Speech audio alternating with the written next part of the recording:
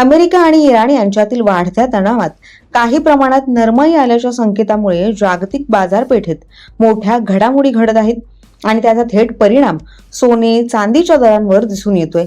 कच्च्या तेलाच्या दरात झालेली घसरण, डॉलरमधील झडती आणि जागतिक गुंतवणूकदारांचा सुरक्षित गुंतवणुकीकडे वाढलेला कल यामुळे सोन्याच्या दरांनी पुन्हा एकदा उसळी घेतली आहे। अशातच परकीय चलनावरील ताण आणि आयात बिल कमी करण्यासाठी सोन्याची खरेदी काही दिवस टाळा असं आवाहन पंतप्रधान नरेंद्र मोदी यांनी काही दिवसांपूर्वीच केलं होतं। त्यानंतर आता केंद्र सरकारनं एक महत्त्वाचा निर्णय घेतलाय। सरकारनं बुधवारी सोने आणि चांदीवरील आयात शुल्क वाढवून तब्बल 15% केलं आहे। याआधी हे आयात शुल्क 6% इतकं होतं। साथियों, गोल्ड यानी सोने की खरीद एक और पहलू है जिसमें विदेशी मुद्रा बहुत अधिक खर्च होती है। एक जमाना था जब संकट आता था, कोई युद्ध होता था तो लोग देश हित में सोना दान दे देते थे।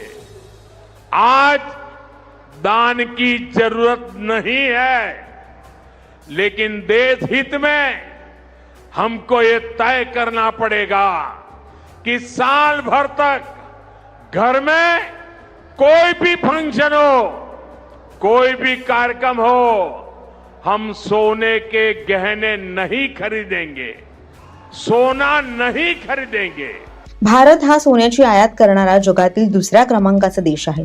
आयात शुल्कात वाढ केल्यामुळे भारतातील सोन्याची मागणी कमी होण्याचा अंदाज व्यक्त केला जातोय। यातून भारताची व्यापार तूट नियंत्रणात आणण्यास आणि रुपयाला आधार देण्यात यामुळे मदत होऊ शकते। तथापि आयात शुल्क वाढीमुळे सोन्याची तस्करी पुन्हा वाढू शकते अशी चिंता या क्षेत्रातील तज्ज्ञांनी व्यक्त केली आहे। डॉलरच्या तुलनेत रुपयाची घसरण 95.75 च्या निच्चांकी पातळीवर झाली। ही घसरण रोखणं, मौल्यवान धातूंची आयात रोखणं आणि व्यापारी तूट कमी करण्यासाठी केंद्र सरकारनं 10% मूलभूत सीमा शुल्कासह 5% कृषी पायाभूत सुविधा आणि विकास उपकर लागू केलाय। यामुळे एकूण आयात शुल्क हे आता 15% पोहोचले। दरम्यान पंतप्रधान नरेंद्र मोदी यांनी सोने आणि चांदीची खरेदी काही दिवस टाळण्याचं आवाहन केल्यानंतर यावरील आयात शुल्क वाढवलं जाणार का अशी एक चर्चा सुरू झाली होती।